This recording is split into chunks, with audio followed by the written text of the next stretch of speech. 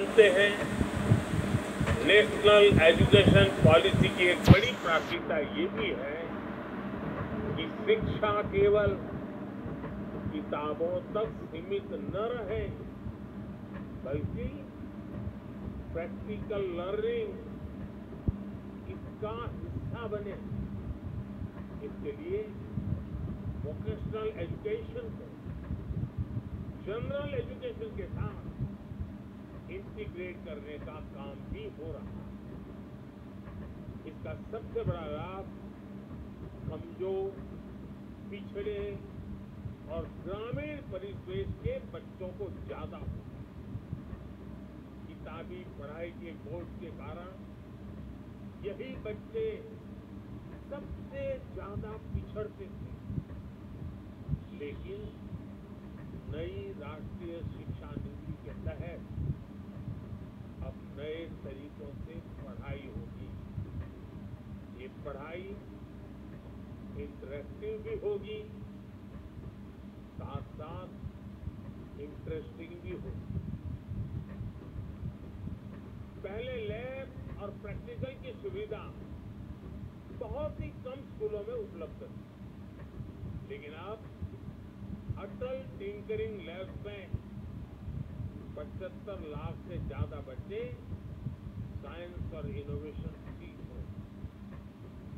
Science अब सबके लिए समान रूप से सुलभ हो रही है।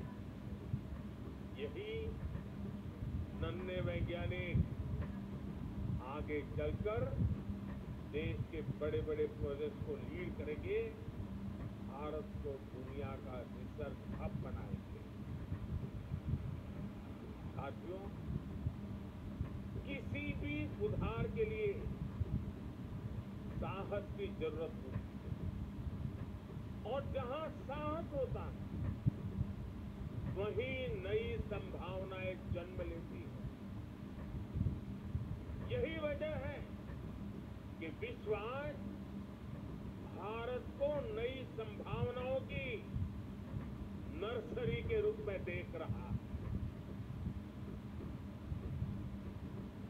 आज दुनिया जानती है कि जब सॉफ्टवेयर टेक्नोलॉजी की बात आएगी तो भविष्य भारत का।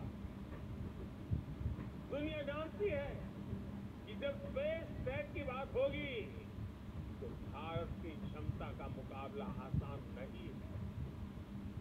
दुनिया जानती है कि जब डिफेंस टेक्नोलॉजी की बात होगी तो भारत का लो कॉस्ट और बेस्ट क्वालिटी का मॉडल ही हिट होने वाला है। दुनिया के इस भरोसे को हमें कमजोर नहीं पड़ने देना। बीते वर्षों में जिस तेजी से भारत की औद्योगिक साख बढ़ी है, जिस तेजी से हमारे स्टार्टअप की धमक दुनिया में बढ़ी है, उसने हमारी शैक्षणिक संस्थाओं का सम्मान भी विश्व भर में बढ़ाया। तमाम ग्लोबल रैंकिंग्स में इंडियन इंस्टीट्यूट की संख्या बढ़ रही है। हमारी रैंकिंग में भी इजाफा हो रहा है। आज हमारे आईआईटी के 2 कैंपस जंजीबार और अबू धाबी में खुल रहे हैं। कई दूसरे देश भी अपने यहां हमसे आईआईटी कैंपस खोलने का आग्रह कर रहे हैं। दुनिया में से मांग बढ़ रही है। हमारे एजुकेशन इकोसिस्टम में आ रहे ये सकारात्मक बदलावों के कारण कई ग्लोबल यूनिवर्सिटी भी भारत में अपने कैंपस खोलना चाहती हैं। ऑस्ट्रेलिया की 2 यूनिवर्सिटी गुजरात के गिफ्ट सिटी में अपने कैंपस खोलने वाली। इन सफलताओं के बीच हमें अपनी शिक्षण संस्थानों को लगातार मजबूत करना है।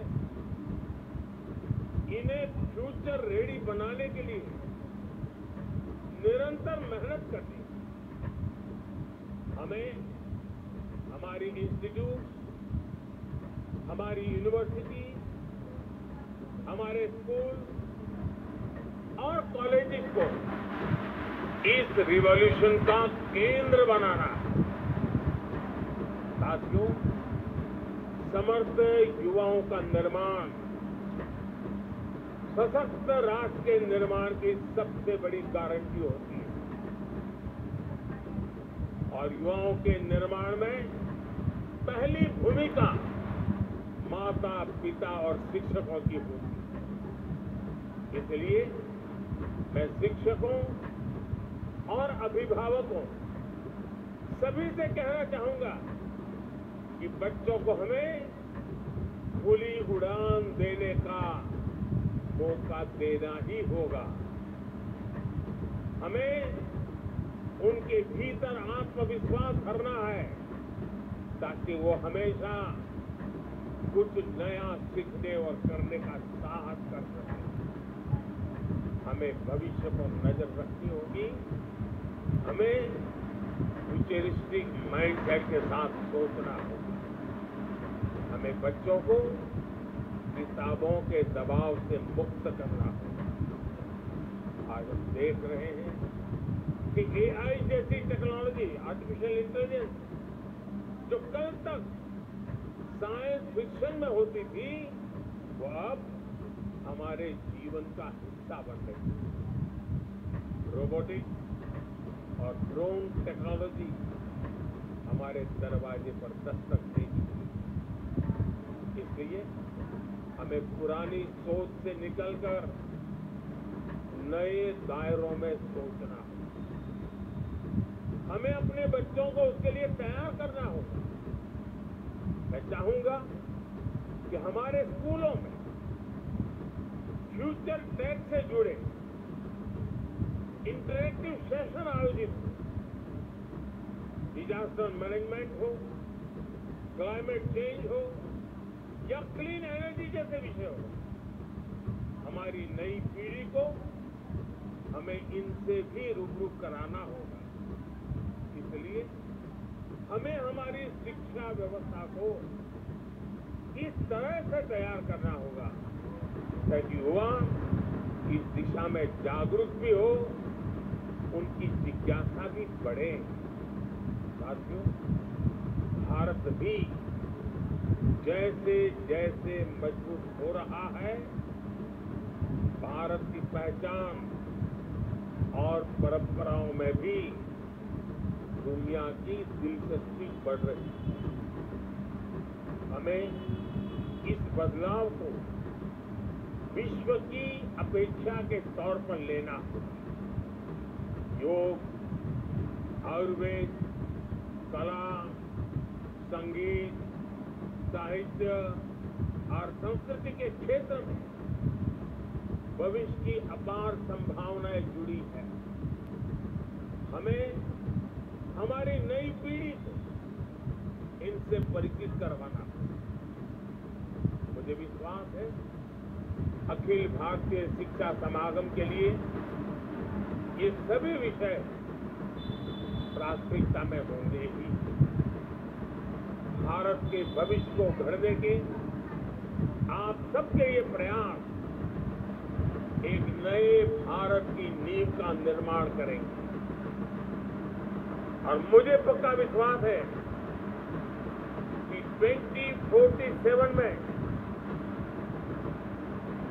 हम सबका सपना है, हम सबका संकल्प है कि जब देश आजादी के 100 साल मनाएगा, 2047 में कि हमारा देश विकसित भारत होके रहेगा। और ये कालखंड उन युवाओं के हाथ में है जो आज आपके पास ट्रेनिंग ले रहे हैं, जो आज आपके पास तैयार हो रहे हैं, वो कल देश को तैयार करने वाले हैं।